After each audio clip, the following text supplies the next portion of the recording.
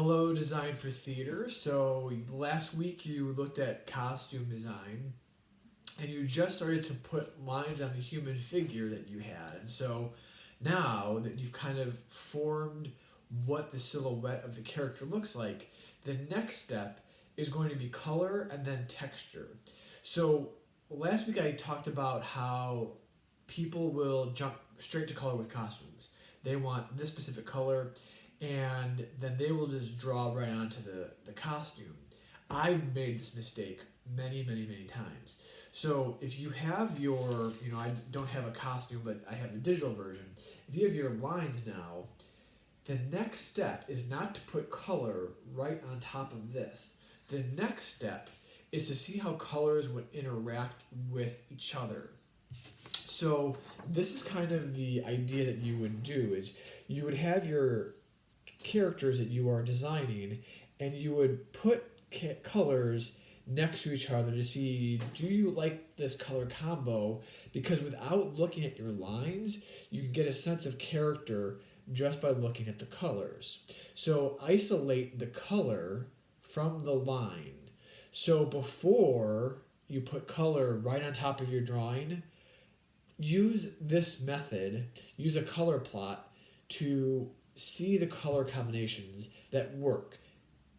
Seeing those colors together, does that exude the character to you that you want to communicate with your design? Then the next step would be to transfer it to the line drawing that you have. That way, if you don't like the color, it's not on that and you have to redraw everything. So this step saves time, but it also gives you a sense of how to isolate the colors within these characters. In the costume design notes, there is a bunch of color notes and what those kind of communicate. So I'm going to switch over to those right now to kind of go over a couple of things. So these notes are notes that you've referred to for the past 2 or 3 weeks. And so the new things I kind of put in. So the old is this color theory and kind of what does color communicate.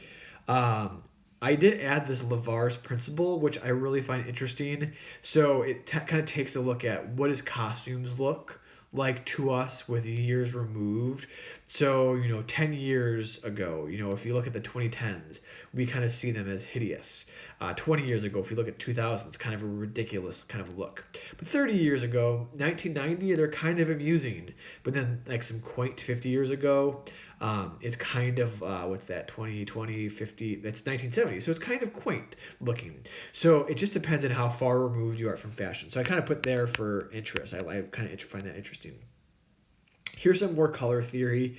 And then I added in these materials responses to light because you're going to move into some texture decisions for this week after color. Here's how they respond to light. So, some of you are light designers, and so how does the costume and light interact? This is how they do it. So, highly reflective, medium or highly absorbent. Velvet is really absorbing of the light versus sequence kind of really reflects it. So these are kind of things that you know, but when it's kind of spelled out to you in a chart, you're like, oh yeah, this is how these interact. Then a couple other additions to these notes is how does light and costume colors interact too? So not just textures. So the color theory is that if you have colored light and colored fabric, it kind of washes each other out. So if you have red fabric and if you go to the red light, it's going to be really bright red. But then if you kind of use blues, it's going to be purplish black. So it really depends on how are these things interacting with the fabric as well as the light. Another effect of textures here. So as you start to think about the textures of the costume that you want, so these are other things to consider. So kind of look at these notes and look at what textures you want. So the idea is that you're looking at just the colors for right now and adding that in. Use whatever you need to do. I'm going to switch over real quick. So whatever means of color you have. Now, I was under the assumption that most of you had a pencil and a piece of paper that you could do this with. But you may or may not have colored pencils. This is the preferred method. Don't go out and buy colored pencils, right? I'm not saying that. If you have them, great. If you don't have them, if you have crayons nearby, you can use crayons. They're a little tough to use, but the next other thing that you can do is we have these iPads, and so you can take a picture of your design and then use Notability or any other app that you want to use and use color that way. So colored pencils is one way, or a digital version is another way. So if you don't have any of the materials like a colored pencils, use a digital color, use digital things.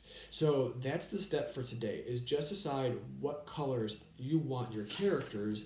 And again, this is the best way to kind of brainstorm that, is see them out together before you put them onto your model. Let me know if you have any questions.